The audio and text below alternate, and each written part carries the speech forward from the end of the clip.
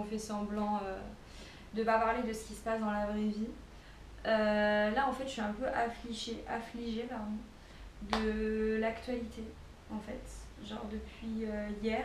Bon, au moment où cette vidéo va sortir, le temps que je la monte et que je la poste, peut-être que le sujet en question aura peut-être déjà une semaine ou un truc comme ça. Mais là, du coup, j'ai envie de parler en fait du Blockout 2024 et du coup des influenceurs en France en fait, parce que je suis vraiment choquée en fait. Genre là, je viens de me réveiller, donc le Blockout 2024 date de 2 jours en fait. Et je suis en train de voir des influenceurs auxquels moi je suis pas abonnée, parce que personnellement je suis abonnée à très peu d'influenceurs en fait, de manière générale en fait, soit français ou ailleurs. Et ça fait très longtemps que je me suis désabonnée de beaucoup de gens à cause des non-prises de position que moi personnellement je peux pas tolérer en fait. Donc là je pense que vous savez très bien de quoi je parle, parce que je parle de la Palestine en fait. Peut-être même que je vais me faire censurer, je sais pas, puis je dis le mot Palestine sur YouTube, j'en sais rien. Mais déjà ça remonte à un petit moment, hein. J'avais déjà une follow pas mal de personnes lorsqu'il se passe des choses en France, comme des violences policières, des choses comme ça qui sont très graves, qui moi personnellement me touchent.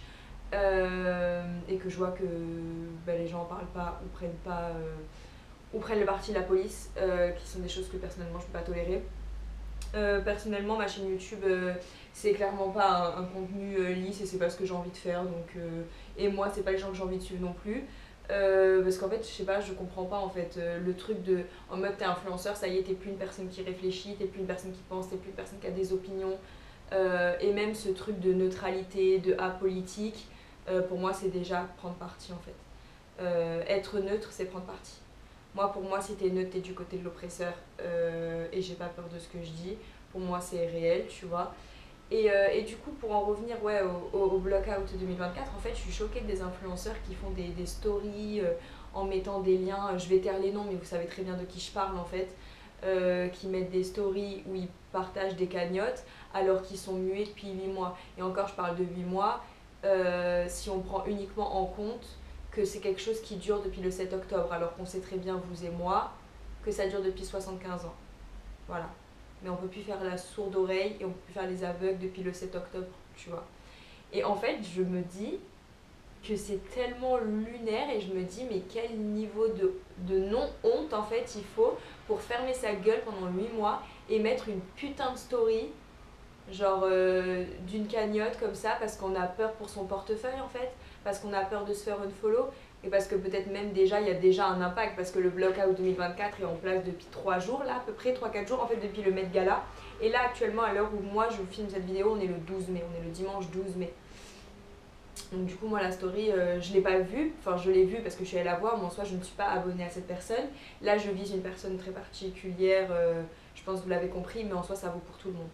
Ça vaut pour tout le monde, je vais pas m'acharner sur elle, honnêtement c'est elle parmi tous les autres. Dans tous les cas ils sont tous déconnectés de la réalité, hein. Juste voilà, c'est vrai que c'est son nom à elle qui a pris de l'ampleur. Parce que voilà, les gens aiment bien lui taper dessus, ce qui n'est pas mon cas très honnêtement. Enfin, c'est une personne que j'ai suivie il y a quelques années. Je n'ai aucune haine contre elle. Enfin, en fait, je m'en fous en fait. Juste personnellement, je ne consomme pas son contenu. Je suis pas sa target audience, mais c'est tout en fait. Donc en vrai, je parle de elle, mais je parle de bien d'autres influenceuses et vous savez très bien de qui je parle du coup, ou même influenceurs d'ailleurs, hein. Mais en fait, je suis dépassée par les événements en fait. Vraiment. Et ça, plus se rajoute à ça le fait que hier, parce que moi personnellement j'habite à Paris, le fait que hier il y a eu une manifestation néo-nazie en plein Paris et qu'elle a été autorisée par le gouvernement et que tout le monde trouve ça normal. Enfin, non, il n'y a pas tout le monde qui trouve ça normal, la preuve, moi je trouve pas ça normal. Si vous regardez mes vidéos, j'espère que vous trouvez pas ça normal. Sinon ça sert à rien de continuer mes vidéos, hein. Si vous pensez qu'une marche néo-nazie en plein Paris, que des fachos défilent comme ça, si vous trouvez ça normal, ça sert à rien d'être abonné à ma chaîne clairement. Vous pouvez partir maintenant, c'est pas moi qui vais vous retenir. Mais là, en fait, il y a un condensé d'informations. Je suis en train un peu de me dire qu'on vit chez les fous, en fait. Je sais pas si c'est le moment où je dis à l'envers ou c'est moi je suis à l'envers, mais franchement, c'est vraiment un truc de fou. Du coup, j'avais besoin de le dire. Vous savez, il y a trop peu de gens qui parlent pas. Moi, je suis personne. Et je vais parler. Même si, genre, il y a 4 personnes qui vont regarder ma vidéo, bah en fait, je m'en fous. Je vais le dire. Parce qu'en fait, là, je suis chez moi et je suis sous le choc, en fait. En fait, c'est que je trouve ça d'une hypocrisie d'une hypocrisie de ouf en fait. Parce qu'en fait, je sais pas comment tu peux genre être une personnalité connue, tu vois, et savoir que ta voix a un impact. Non, parce qu'on a quand même vu une recrudescence des dons sur les cagnottes depuis que certains influenceurs l'ont partagé. Donc imaginez la différence que ça aurait été s'il l'avait partagé depuis le début. Mais en fait, c'est que je sais pas, genre comment genre tu peux genre fermer ta gueule sur un génocide. Et en fait, juste quand en mode il y a un mouvement en fait sur internet du block-out où tout le monde se met à unfollow, bloquer des personnalités publiques en fait, où genre là ça touche ton portefeuille donc tu te dis oh putain là faut que je partage. Après Dieu merci, hein, moi personnellement les gens que je suis sur YouTube, sur Instagram etc. Se sont toujours exprimés et c'est bien pour ça que je les suis. D'ailleurs je vais faire un gros big up à Yasmine Golochoglova parce que c'est une de mes influenceuses préférées et qui a toujours parlé sur ses réseaux sociaux depuis le plus longtemps que je la suis. Elle a toujours parlé et genre moi c'est vraiment le genre de personne que j'aime suivre, tu vois. Je vais la citer elle, mais évidemment qu'il y en a plein d'autres, mais moi cette meuf je la kiffe donc je vais la citer. Et si vous la suivez pas, franchement elle la suit parce que son contenu est vraiment cool.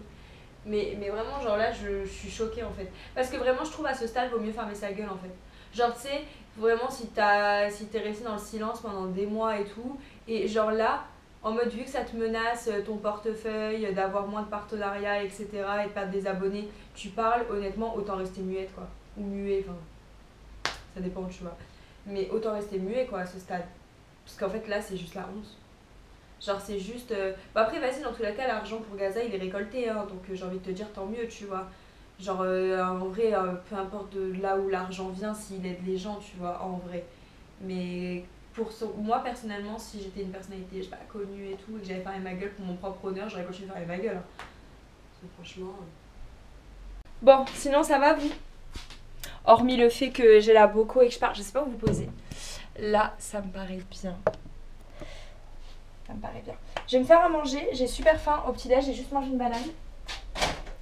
Ouais, au petit-déj, j'ai juste mangé une banane. Du coup, là, j'ai super faim. Mais ça fait longtemps que j'ai pas fait les courses. Du coup, je sais pas trop ce que je vais manger. Je vais manger un truc du congèle, je pense.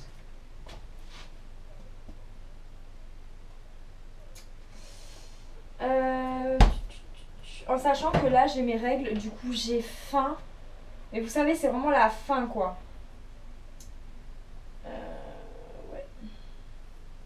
Alors, conclusion, je vais me faire un repas tout sauf mon régime anti-inflammatoire. Parce que si vous suivez mes vidéos, vous savez que j'ai un régime, entre guillemets, c'est pas vraiment un régime, mais une alimentation anti-inflammatoire pour mon acné.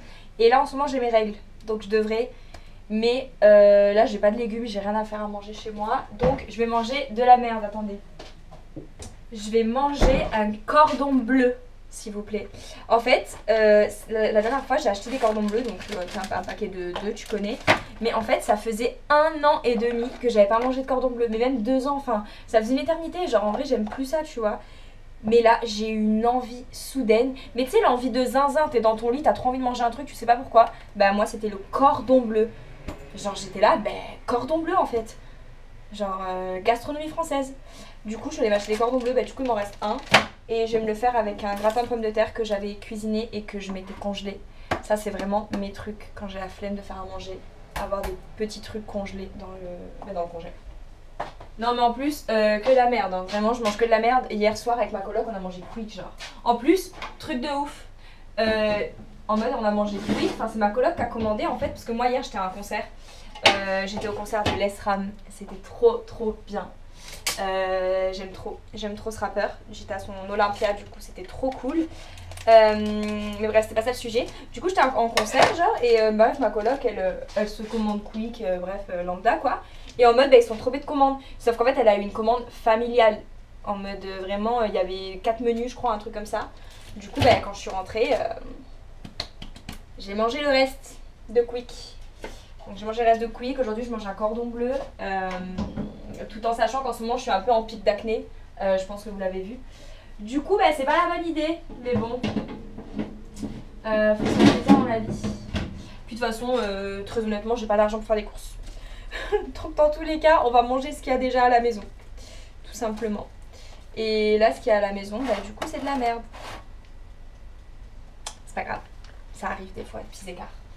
Bah écoutez, je vais manger mon repas. Très crunchy, genre. Gratin de pommes de terre et cordon bleu. Trop bon. Franchement.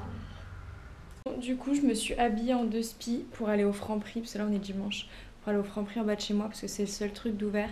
Parce que là, je vous ai dit, c'était mon premier jour de règle, je suis en craquade.